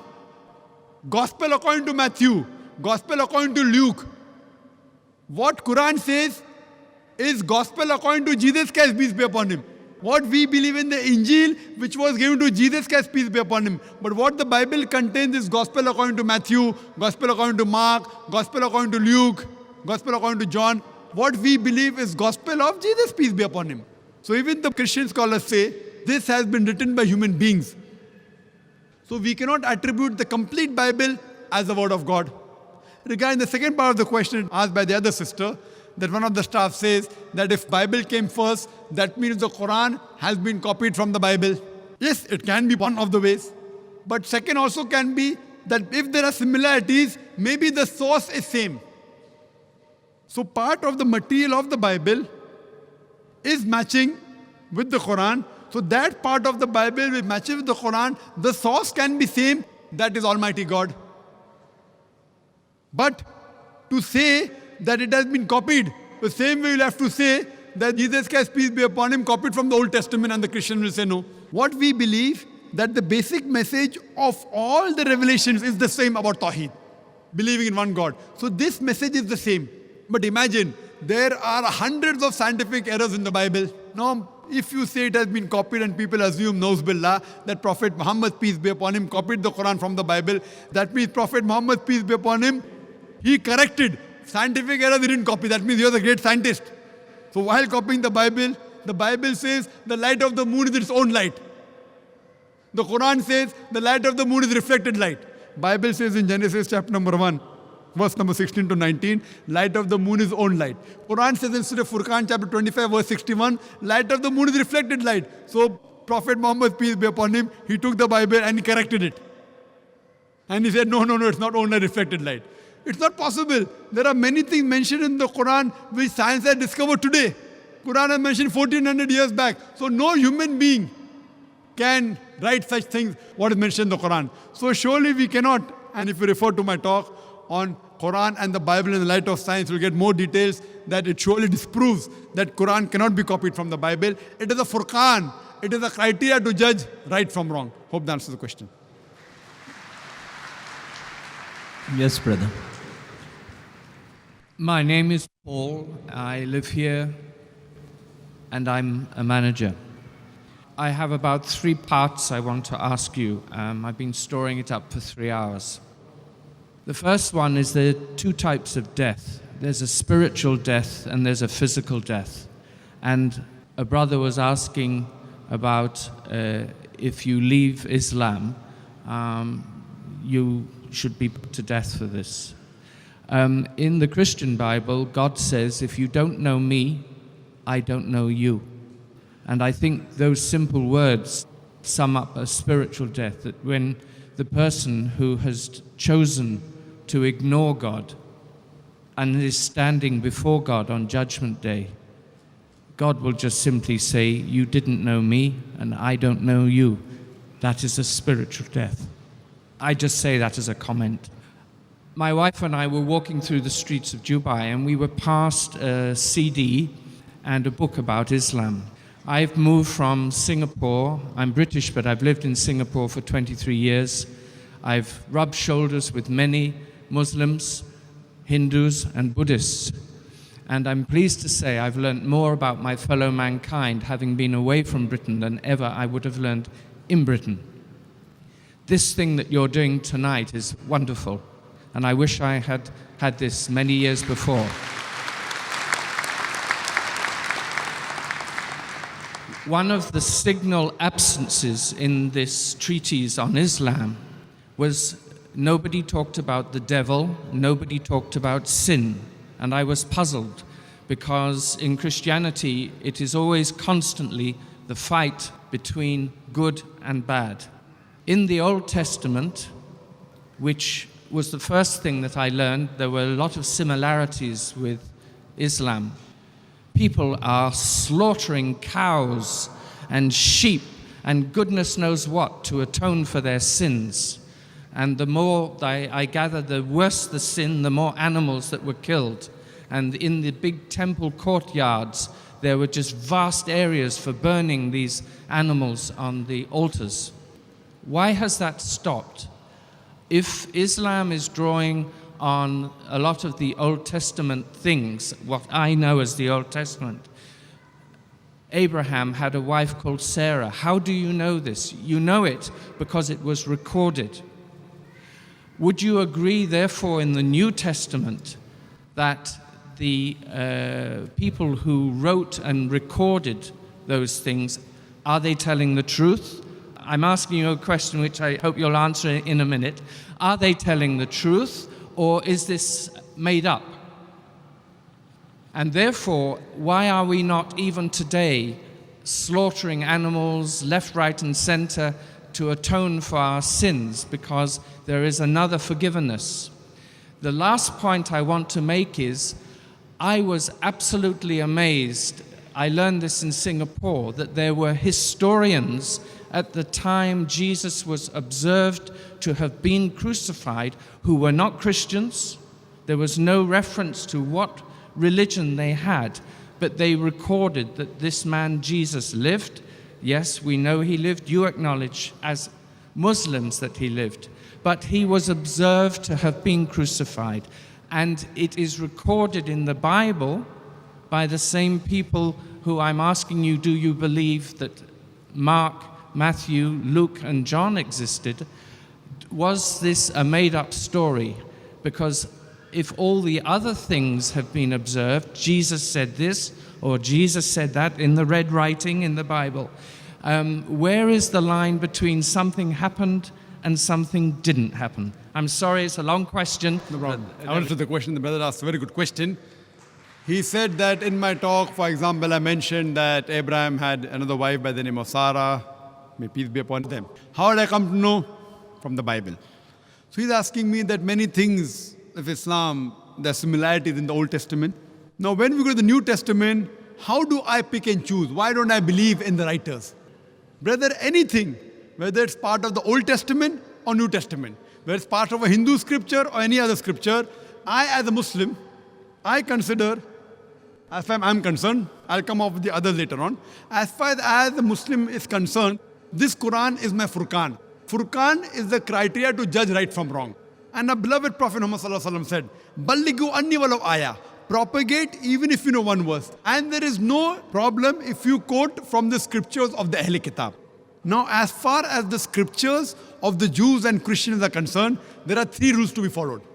Rule number 1, if it matches with the Quran, we have got no objection in accepting that portion to be the word of God. Point number 1. Point number 2, if it goes against the Quran, we reject it. It cannot be the word of God. Irrespective who wrote it, Paul, Matthew, Mark, John, whoever. Rule number 1, if it matches with the Quran, because this has been proved to be the word of God as far as we are concerned. Scientifically, everything. Even a logical person, if he finds out this is the word of God, and then if he compares whatever matches with the thing which has been proved, like this is our ruler. You know, we have a measuring tape. Once it has been confirmed this is correct, then we use this as a Furqan, as our Mizan. So what is there in the Old Testament, New Testament, Buddhist scripture, Hindu scripture, what matches with the Quran, we have got no objection accepting that is the word of God. What is contrary to the Quran and the Sahih Hadith, we reject it, it can't be true. Now what is not matching with the Quran, but not even contradictory, it is optional. Do you understand? Optional. Optional means may be right, may be wrong. So those things which are mentioned in the Bible, Old and New Testament, which match with the Quran, is what I quoted today. 100%. We have got no objection in accepting this portion as the word of God. There are many things which go against the Quran, which I can give a talk on differences between Islam and Christianity. There are certain things which are optional. Neither go against the Quran, is neither matching with the Quran. So these portions which is neither going against the Quran or matching with the Quran are optional for us.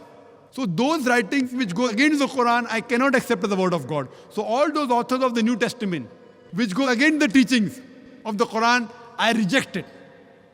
What matches, I say can be the word of God. What doesn't match, neither goes against, is optional. As far as a non-Muslim is concerned, we use logic. If you keep the Quran aside, today, due to advancements of science and technology, today is the age of science and technology. Now, if you use the yardstick of science and technology to the Bible, you will find hundreds of mistakes. About the creation of the universe, there's a mistake. The Bible says, as I mentioned earlier, that Almighty God, in Genesis chapter 1, verse number 16 to 19, He created 2 great lights. The greater light, the sun, to rule the day. The lesser light, the moon, to rule the night. So moon doesn't have a light of its own. It's a contradiction. It's a scientific error. There are various such errors. Various. Only in Genesis chapter number 1, you can find plenty errors. There are mathematical contradictions. There are scientific errors. There is obscenity. So leave aside Quran. Even if a normal human being who keeps his mind open and reads, we can surely not agree, this portion can surely not be the word of God. If there are scientific errors, if there are contradictions, if there's pornography, any normal human being who has an open mind will never accept this thing to be the word of God. The remaining things becomes optional. So this is what we use, brother, as a strategy to identify. So a student of comparative religion, whenever he picks up a scripture, he uses the strategy and he tries and reads the scripture and then he analyzes how good, how authentic is the scripture, brother. So this if we use with the Bible also, you find there are many errors, there are many contradictions. Even if you don't have the Quran, a normal human being cannot accept this to be the word of God as a whole. But because Quran says that there was a revelation given to Jesus Christ, peace be upon him, what we say, that portion which matches with the Quran, we have got no objection in accepting as the word of God. Hope that answers the question, brother. It partly answers the question. The point I was trying to get to was about sin and the devil. The point I made was, in the Islamic literature I was given, there was barely any reference to sin, the forgiveness of sin, the condemnation that we would all feel if we had no way to be forgiven for our sin. This was one part of the question. Yes, therefore one question at a time, it will be better. Yes. As you told that you gave a short speech, I was trying to cover as much as I could. I apologize for my long question. No problem, brother. So brother asked a question that the literature that was given to him, that literature did not contain sin. So I don't know which literature was given to you. But if you read the Quran also speaks about sin. It speaks about hell. It speaks about punishment. Now the literature that was given to you may be a particular topic. Like today's talk, I never spoke about sin because the topic was similarity between Islam and Christianity. But I've given other talks which speak about sin. So the literature that was given to you, brother, was maybe dealing in a particular specialized subject. It may not be dealing with sin. But to say that Islam doesn't speak about sin is wrong. So Quran, like the Bible, also speaks about sin. But the difference in the Bible and the Quran, what the church teaches about the original sin, Quran doesn't believe in that. Which I gave the answer earlier, which I don't intend repeating, that nowhere does the Bible speak about the original sin. It is the teaching of the church. So Quran does not speak about original sin. And like the Bible, as Bible says in Ezekiel chapter number 18, verse number 20, that the soul that sins shall die. The father shall not bear the iniquity of the son, neither shall the son bear the iniquity of the father. The righteousness of the righteous shall be upon him. The wickedness of the wicked shall be upon him. Similarly, the Quran says, no bearer of burden can bear the burden of others. If you commit a sin, you will be responsible. No one else can bear the burden. So Quran also speaks about reward, speaks about punishment, speaks about sin, various things. In my talk, though I didn't mention sin, but indirectly I did mention also about sin. If you have alcohol, it's a sin. If you have pork, it's a sin. If you do adultery, it's a sin. But I was speaking in the positive aspect. Don't have alcohol. Don't have pork. Don't do adultery. So even the Quran speaks about sin. Hope that answers the question, brother. The next question from the slip is from Brother Sven Bensler. You mentioned a lot of references of the Bible. What about John 10:30? The Father and me are one. The brother quoted a verse of the Bible, Gospel of John, chapter number 10, verse number 30, the Father and me are one. It is not the Father and me are one, it is I and my Father are one. It's not the Father and me are one. Now this quotation, I and my Father are one, to know what it is, you have to know the context. You have to understand the context, that I and my Father are one. To know this, you have to go a few verses earlier. If you read Gospel of John, chapter number 10, verse number 23, it speaks about the context, that the Jews, they entered the temple in Solomon's porch. Verse number 23. Verse number 24 says that the Jews came upon Jesus Christ, peace be upon him, and they asked him, how long dost thou make us doubt? If thou art the Christ, tell us plainly. Verse number 25 says, I have told you, but you believe not in me. The work that I do, they bear witness of my Father. Verse number 26 says, you do not believe in me because you are not my sheep. Verse number 27 says, my sheep, they hear me and they follow me. Verse number 28, I give them eternal life. No man can pluck them out of my hand. Verse number 29 says, my Father that giveth to me is greater than all. No man can pluck them out of my Father's hand. I and my Father are one. So in context, it means in purpose. Verse number 28 says that no man can pluck them out of my hand. Verse number 29 says, my Father is greater than all. No man can pluck them out of my Father's hand. Verse number 30, I and my Father are one. So it means they are one in purpose.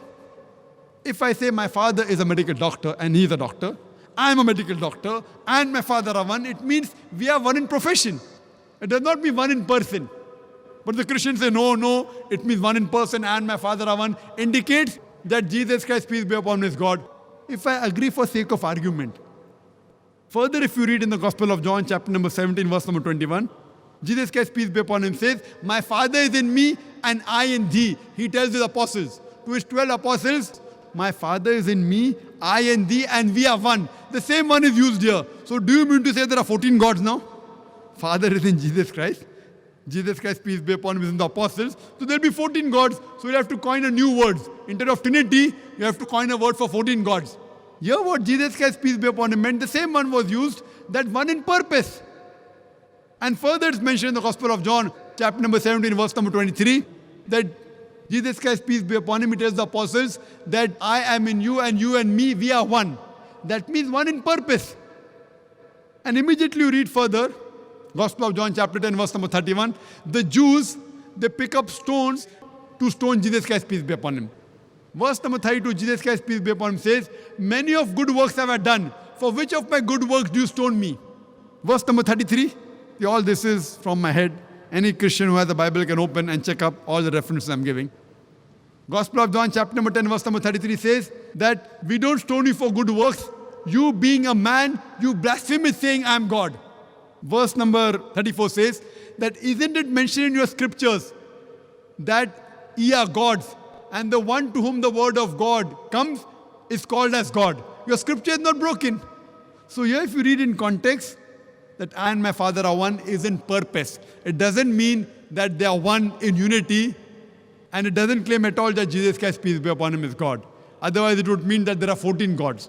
So what it means is that the purpose of Almighty God and Jesus Christ, the messenger of God, is one and the same. Hope that answers the question. Yes, brother. Rahul again, thank you for giving me the chance again. Just another question I had in mind. Dr. Naik, coming from India, you would, I suppose you know about when it comes to marriages in India, they do horoscope matching before going ahead with the match.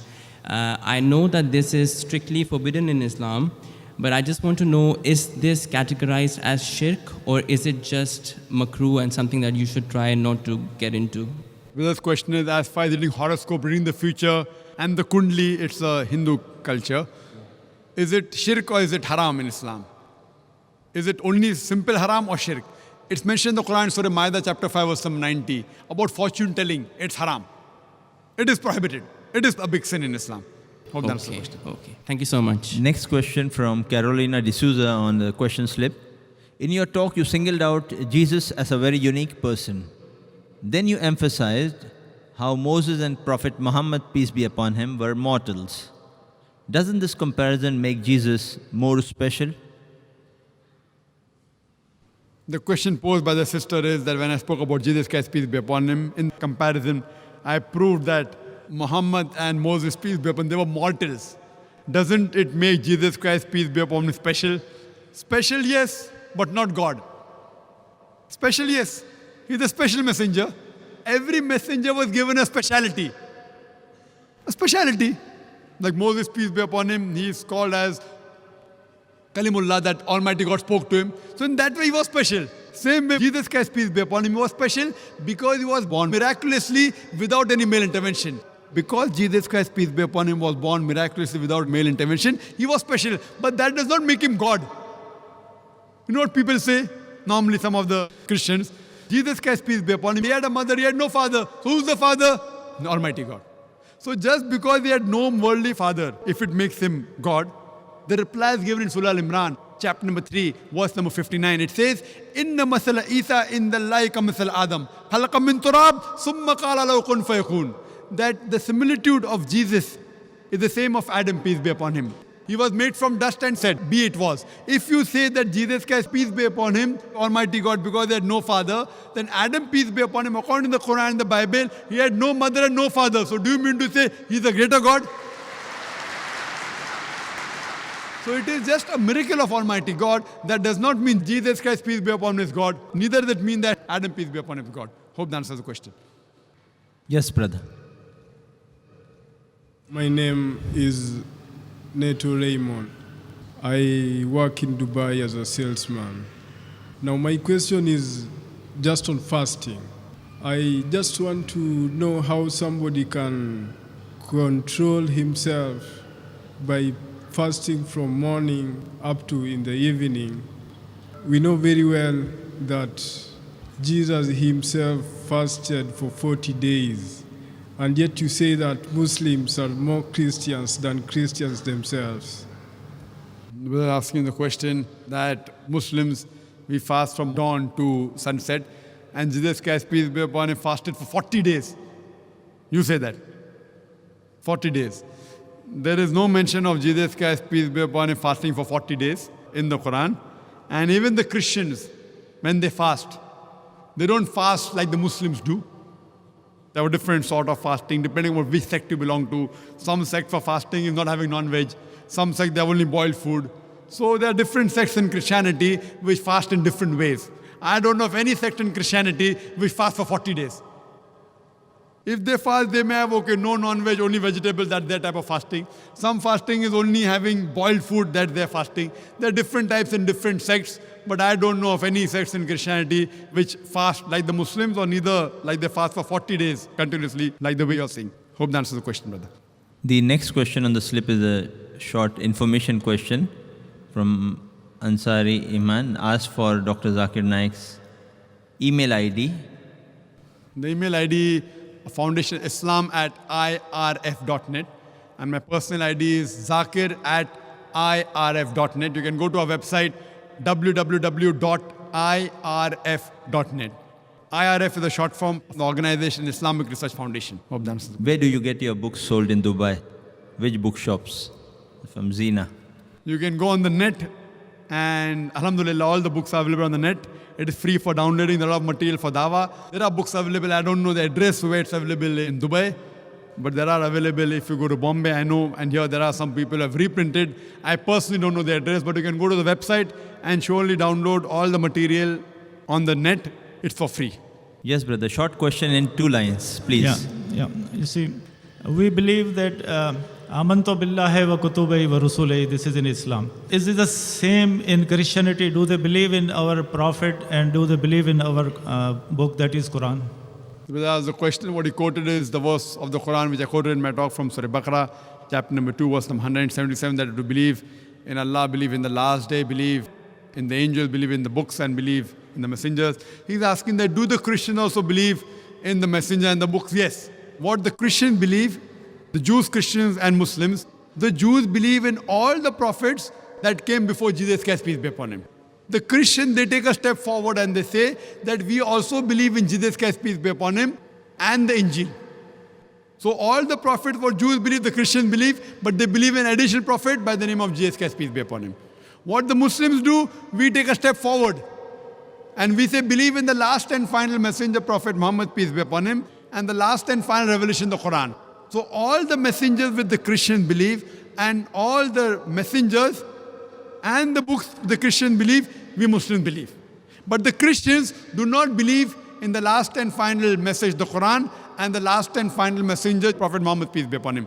So we tell them, take a step forward. There is prophecy of the last and final messenger, Muhammad sallallahu alaihi wasallam, in your scriptures. Take a step forward and accept him and come to the straight path of Dinul Haq.